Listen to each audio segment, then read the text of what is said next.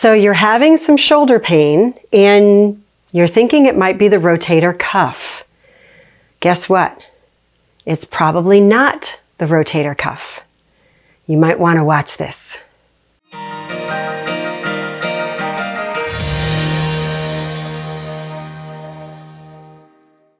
The rotator cuff joint, or I should say the shoulder joint's rotator cuff, is made up of 4 muscles. They're called, well, we nicknamed them the sits muscles when I was in college. The supraspinatus, the infraspinatus, the teres minor, and the subscapularis. Now, yeah, that's a mouthful, and you don't really need to know all that. What you do need to know is that you have 18 muscles that directly impact the function of your shoulder and all of your arm motions and work throughout the day. And only 4 of them are made up of the rotator cuff. That means there's 14 other muscles that tend to get completely ignored by the world, really, not just my profession, but the world.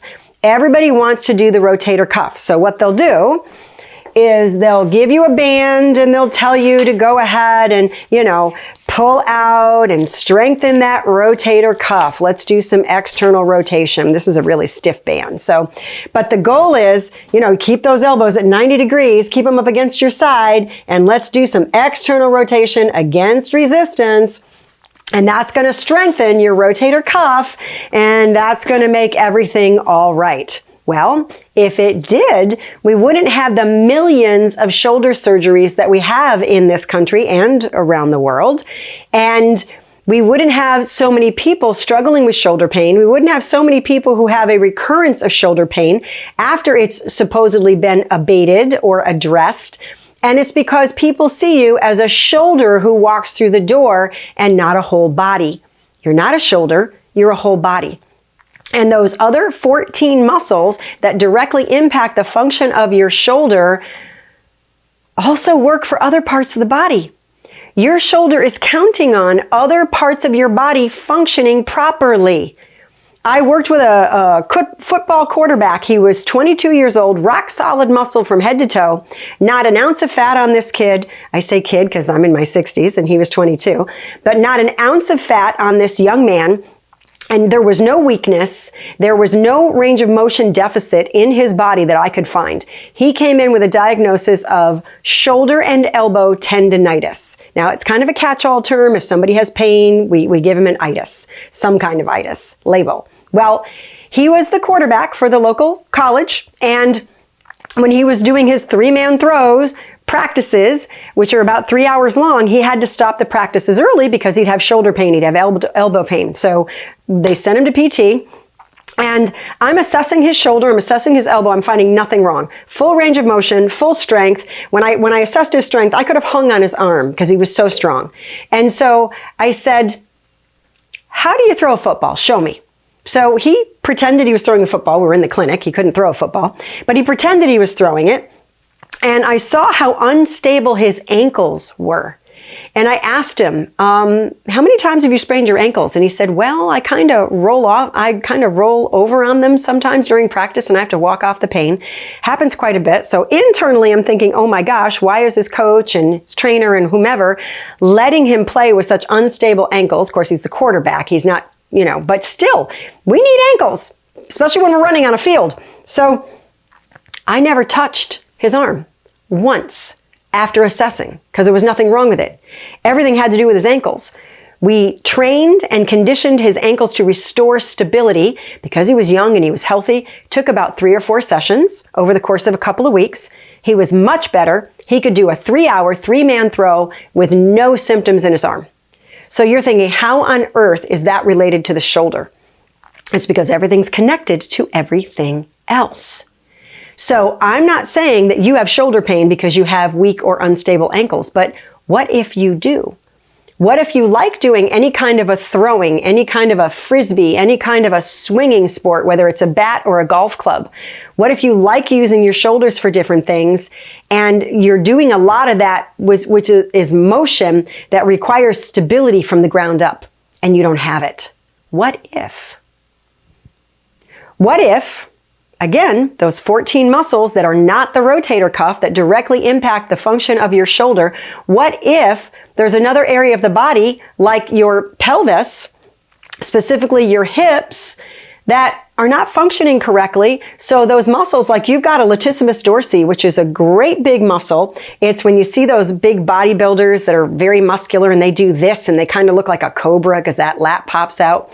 That muscle inserts at the base of the sacrum, which is an upside down triangle. That's why this is called the base. And it inserts at the base of that sacrum and it comes up and it attaches to the front of your arm bone.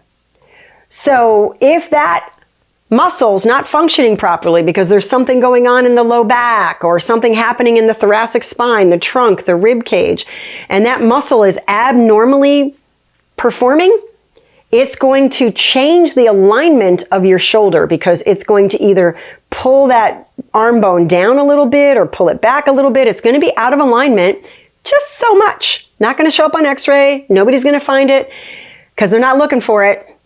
And guess what? Every time you use your arm, every time you lift your arm, every time you go overhead or reach behind or do any of these movements, because it's not in proper alignment, because that lat dorsi is not performing properly, it's going to irritate the structures. It's going to annoy the tendons, and you're going to end up with irritation and inflammation and pain.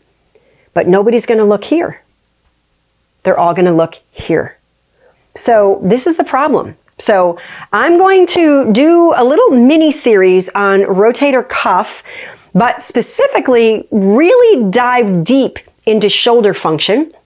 And I want you to really understand why grabbing a TheraBand and doing this is not going to fix your shoulder. So while some of those exercises for rotator cuff might make you feel better, they're not going to restore full function of your shoulder. Your shoulder is designed to provide what is needed so that you can live your life using your arms however you need to use them. Whether it's doing drywall on a ceiling and holding it up, whether it's changing a baby's diaper, whether it's cooking food, whether it's gardening, your shoulders are the most mobile joint in your body. But they're also designed to push and pull and lift and stabilize, push-ups, pull-ups. Your shoulders are designed to pretty much do it all. So I'm going to show you a couple of movements right now that you can do that use your body as a team, that allows your ankles to stabilize you, your hips to provide more stability and some strength, and they have to be mobile as well, and then that shoulder to get moving. And I think you're going to like this one, so let me show you.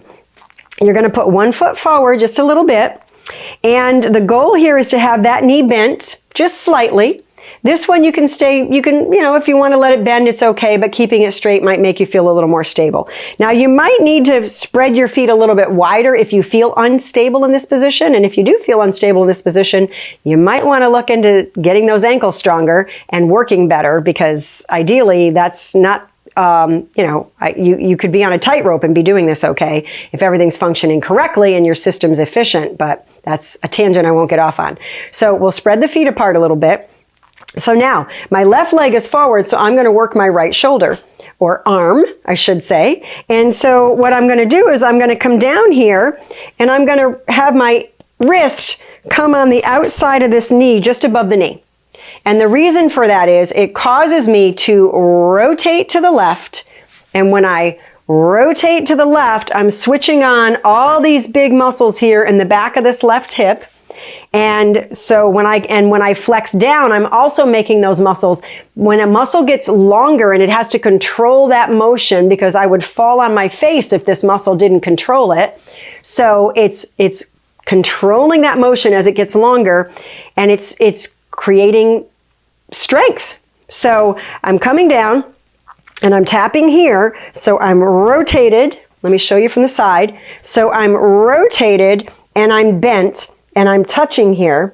Now, everything back here is loaded and lengthened. So my lat dorsi, my shoulder blade is gliding around that rib wall. I'm getting a beautiful mobilization of that shoulder, and my whole body's working right now because my ankle is working, my hip is working, my trunk is working, my shoulder blade is working, my arm is working, everything's working like a team, the way you were designed to work. So let me show you. You come down and tap, and now I'm going to come up toward the ceiling, but I'm drawing a diagonal line. So I'm going from the left to the right. Now the goal is not to wing it way back here and aggravate the anterior structures of the shoulder complex. The goal is to load the back of the shoulder and the hip here, and then unload. Just completely take all the stress off everything. So I'm loading and I'm unloading. So you can see I'm making a diagonal line. I'm coming down diagonal and up diagonal. And if you think about your shoulder blade kind of moving along for the ride, just kind of figure out how that shoulder blade is going. That really gets everything working. Now, if you've got a nice, strong, healthy shoulder and you want to do this with a weight, go ahead and grab a weight and do it with a weight. And of course, depending on your strength, don't use a weight that makes you get all stiff and you're struggling to lift it, unless you're a power lifter or a bodybuilder and you're looking to compete. You don't really want to be stiffening your body when you're lifting weights. It's not the best thing. So try that. See how that goes. If you do have some problems, you're okay down here, but you're not okay up here, then what you want to do is just load and come up into neutral. Don't try to do the unload because that's aggravating and it hasn't reset itself yet with working as a team. So just come down and load and then just come up. Load and come up. So you're getting that beautiful lengthening with control as you go into this movement, but you're not trying to aggravate it. And ideally, probably 3 times out of 4, you'll notice that after doing this for a few days, a week, maybe even a couple of weeks, you'll notice, hey, I can come up now. It's kind of surprising how that works. And of course, you want to do that on both sides. And then I did say I was going to show you a couple of movements. So I'm going to show you something else that works the entire body as a team from the ground up. And that is with your feet side by side. You're going to come down and you're going to cross your wrists. And you're going to do like a little mini squat like this. And then you're going to come up kind of like a, okay, hands up kind of a thing. So you're coming down and hands up. Down and hands up. Now when you're down here, guess what? You're loading your back hip, your pelvis, you're loading your low back, you're loading your trunk because you're coming forward in deflection, you're loading your shoulders, the scapula are gliding around on the rib wall, you're loading everything because you're coming down here like this, and then you're coming back up. And some people who are very detail oriented want to know, does it matter how your hands cross? Should you alternate how your hands cross? It doesn't really matter. If you want to alternate, go ahead. And again, you can use weights for this. You can do this with weights. If you've got no problems and no pain and no issues, then go ahead and do weights. Not a big deal. But make sure when your hands come up that you're not way up here somewhere and you're not trying to go way back here somewhere. It's just a nice, comfortable here. So if you were against the wall, you wouldn't even go so far as to feel your hands come against the wall. If you can't do this motion, then you've got some issues with mobility and you might want to be working on that. But come up, this. Come up, this. Load and unload. And like I said, use a weight if you want to.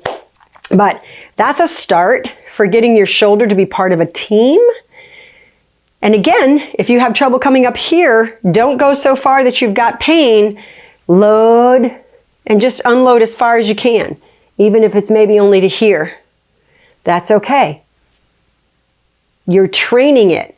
The more you create that beautiful fluid fill effect, that pumping mechanism, you're getting things moving, you're lengthening and loading in a healthy way, not causing pain, because then your brain says, oh, I got to protect us from pain, so it'll cheat and it won't tell you you're cheating. You'll be doing the movement all wrong, using the wrong muscles, the wrong pathways, and training in dysfunction. So make sure the repetitions are successful and competent and confident. That's what matters most. And I look forward to bringing you some more on this very important topic of rotator cuff issues. See you next time.